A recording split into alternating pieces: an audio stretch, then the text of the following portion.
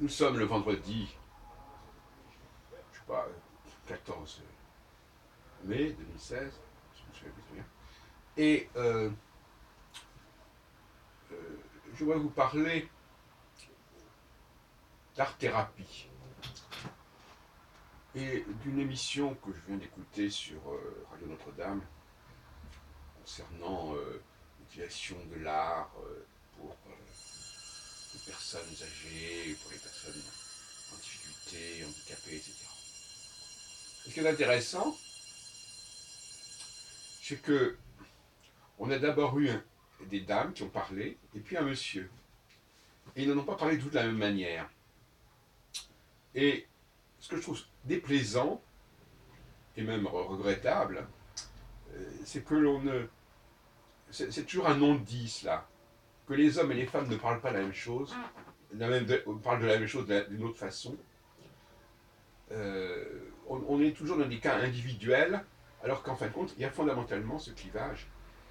L'apport des femmes n'est pas l'apport des hommes. Les valeurs des femmes ne sont pas les valeurs des hommes. Et je trouve qu'il est dommage sur Radio Notre-Dame qu'il n'y ait pas une conscience beaucoup plus aiguë de cette différence, qu'il faut assumer pleinement. Hein.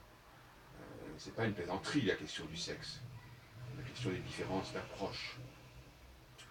Alors, le discours des dames était très irénique, si vous voulez. C'est-à-dire, bon, voilà, ça fait du bien,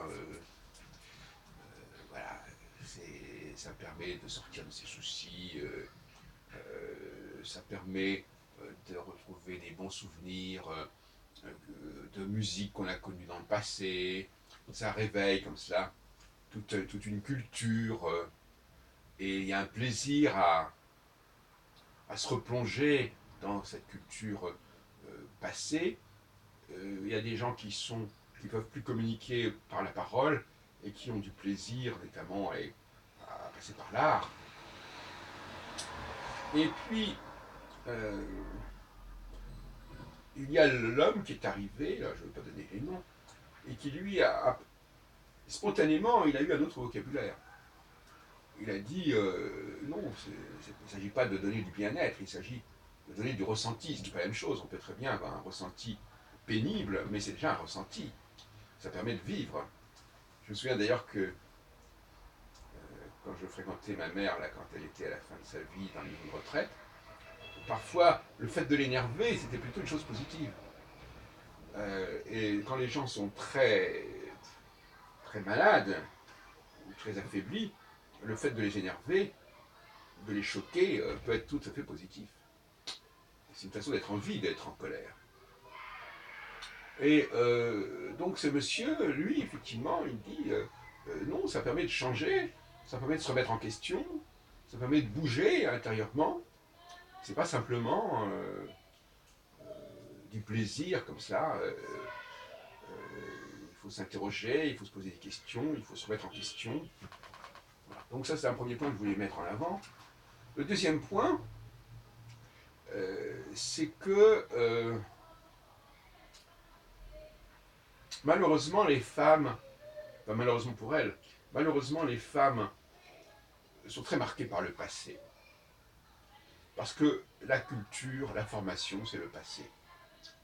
Alors, c'est pas le passé atavique, millénaire, mais c'est le passé, justement, beaucoup plus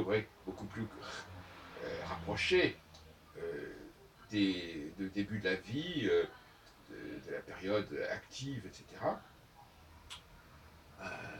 Et euh, malheureusement, je répète, ce passé, on le voit bien dans les concerts, on le voit bien dans les musées, c'est un passé masculin.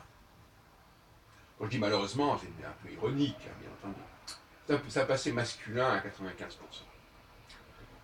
Les œuvres qu'elles vont avoir envie de réentendre sont des œuvres masculines. La plupart des tableaux qu'elles ont envie de revoir sont des œuvres d'hommes.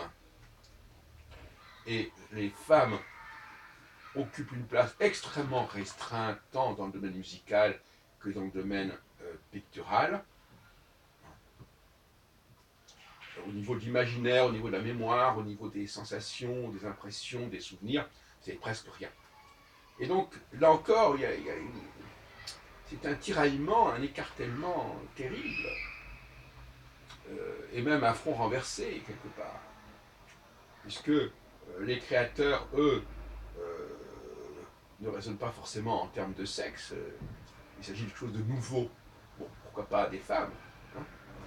En revanche, quand il s'agit de quelque chose d'ancien, d'établi, de reconnu, et de partager aussi, de partager, une culture partagée, alors là, il n'y a que des hommes. Donc on a affaire à des publics très féminins qui viennent partager une culture très masculine. Je trouve ça assez étonnant et ça n'a pas bougé. Ça n'a pas bougé. C'est une situation qui n'a pas changé et ça nous montre les limites du féminisme, les échecs du féminisme au niveau pédagogique, au niveau culturel. Et c'est assez attristant et pathétique.